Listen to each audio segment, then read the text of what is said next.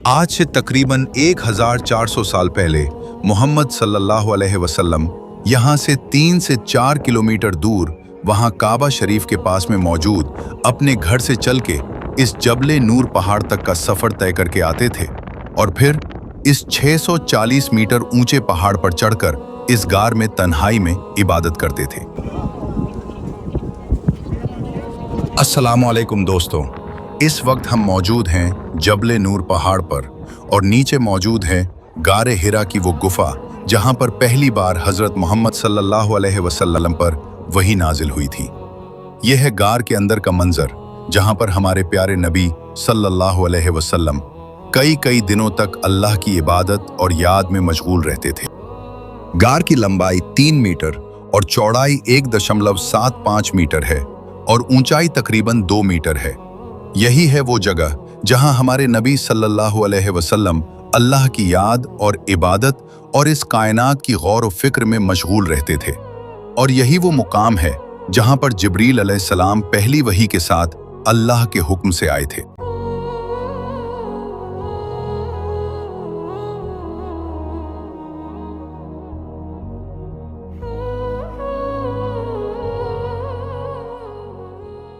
दोस्तों, ये जो पहाड़ है जबल अन्नूर, इसका मतलब होता है रोशनी का पहाड़। पहाड़ की ऊंचाई तकरीबन 642 मीटर्स है। चढ़ाई की बात करें तो आम तौर पर यह 3 से 4 किलोमीटर की ट्रैक है। पहाड़ पे चढ़ाई के लिए हुकूमत ने यहाँ पे स्टेयर्स और रास्ते का इंतजाम किया है। फिर भी ये चढ़ाई इंतहाई मुश्किल और थकाने वाली है। जब हम सबके प्यारे नबी सल्लल्लाहु अलैहि वसल्लम इस पहाड़ पे चढ़ के गारे हिरा जाते थे तो वो रास्ता इंतहाई पथरीला और सख्त होता था। नबी सल्लल्लाहु अलैहि वसल्लम पर दुरूद। अल्लाहुम्मा सल्लि अला मुहम्मद व अला आलि मुहम्मद व बारिक व सल्लिम। आपको बताते चलें कि गारे हिरा पर आना और इसकी जियारत करना इस नीयत से कि ये एक इबादत या सवाब का जरिया है, ये किसी सहाबा से साबित नहीं और न किसी रिवायत में मिलता है। लेकिन ये एक बहुत अहम इस्लामिक तारीखी जगह है और यहाँ आप सल्लल्लाहु अलैहि वसल्लम इबादत किया करते थे। ये वो जगह है जहाँ पर आप सल्लल्लाहु अलैहि वसल्लम के मुबारक कदम पड़े हैं। इसीलिए यहाँ पर लोग नबी सल्लल्लाहु अलैहि वसल्लम की मोहब्बत में आते हैं और नमाज अदा करते हैं और इबादत करते हैं।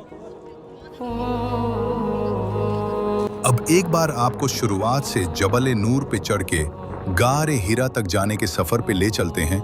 साथ में सुनते हैं सही बुखारी की पहली वही नाजिल होने की ऑथेंटिक हदीस। बिस्मिल्लाहिर्रहमानिर्रहीम। हज़रत सल्लल्लाहु अलैहि वसल्लम पर वही का इब्तदाई दौर अच्छे सच्चे पाकीज़ा ख्वाबों से शुरू हुआ। आप ख्वाब में जो कुछ देखते वो सुबह की रोशनी की तरह सही और सच्चा साबित होता।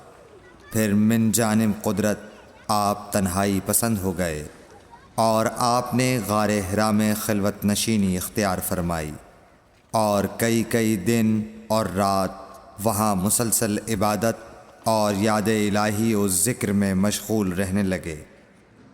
जब तक घर आने को दिल न चाहता तोशा हमरा लिए हुए वहाँ रहते। तोशा ख़त्म होने पर ही अहलिया मोहतरमा हज़रत खदीजा रज़ियल्लाहु ताला अन्हा के पास तशरीफ़ लाते और कुछ तोशा हमराह लेकर फिर वहाँ जाकर खिलवत गुज़ी हो जाते।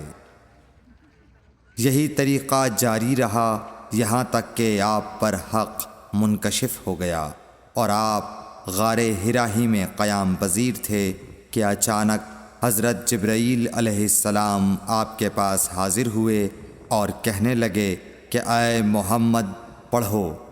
आप फरमाते हैं कि मैंने कहा कि मैं पढ़ना नहीं जानता।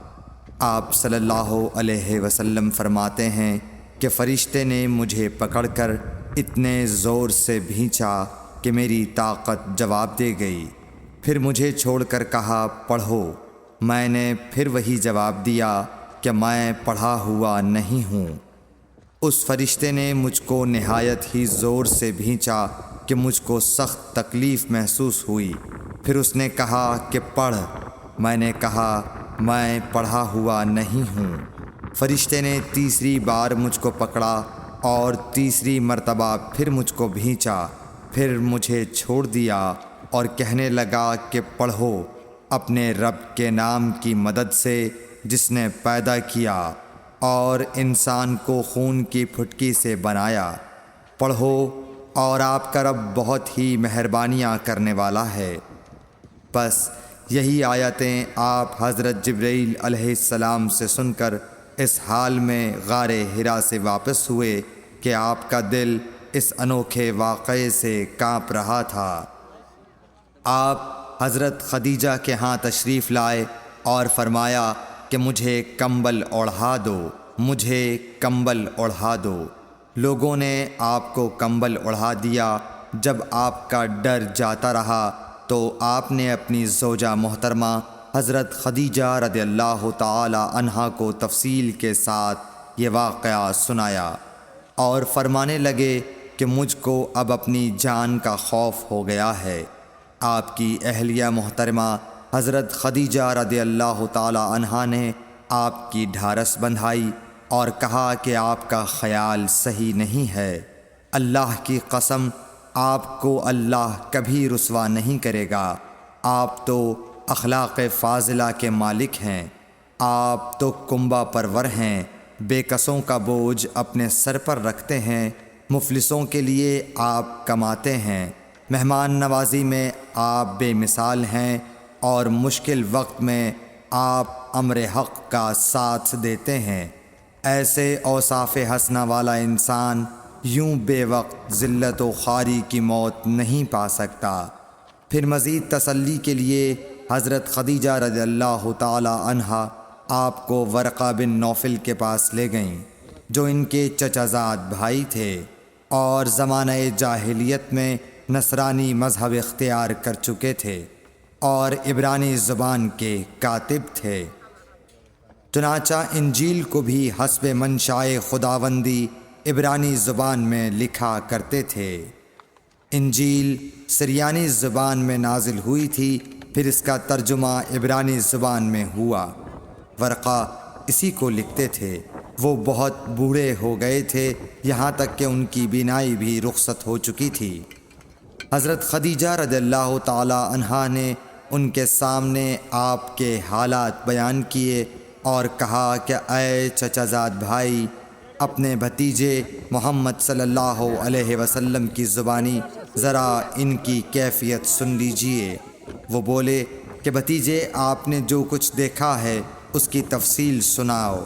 چنانچہ آپ صلی اللہ علیہ وآلہ وسلم نے از اول تا آخر پورا واقعہ سنایا، جسے سن کر ورقہ بے اختیار ہو کر بول اٹھے کہ یہ تو وہی ناموس معزز رازدان فرشتہ ہے جسے اللہ نے حضرت موسیٰ علیہ السلام پر وحی دے کر بھیجا تھا۔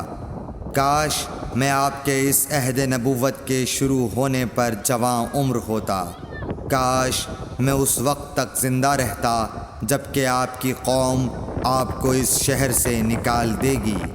رسول کریم صلی اللہ علیہ وآلہ وسلم نے یہ سن کر تعجب سے پوچھا کہ کیا وہ لوگ مجھ کو نکال دیں گے، حالانکہ میں تو ان میں صادق و امین و مقبول ہوں۔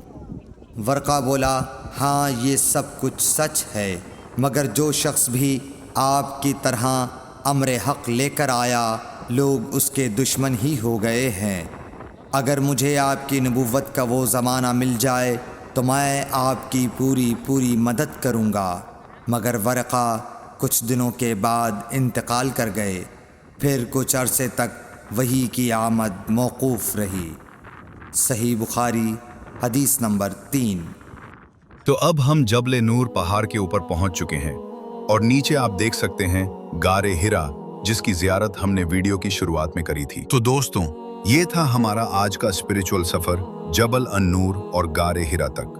آپ کو ویڈیو کیسا لگا؟ نیچے کمنٹ میں ضرور بتائیں۔ اگر پسند آئے تو لائک، شیئر اور سبسکرائب کریں۔ دعا ہے کہ اللہ ہم سب کو اسلامی مقامات کی زیارت کا موقع عطا فرمائے۔ آمین۔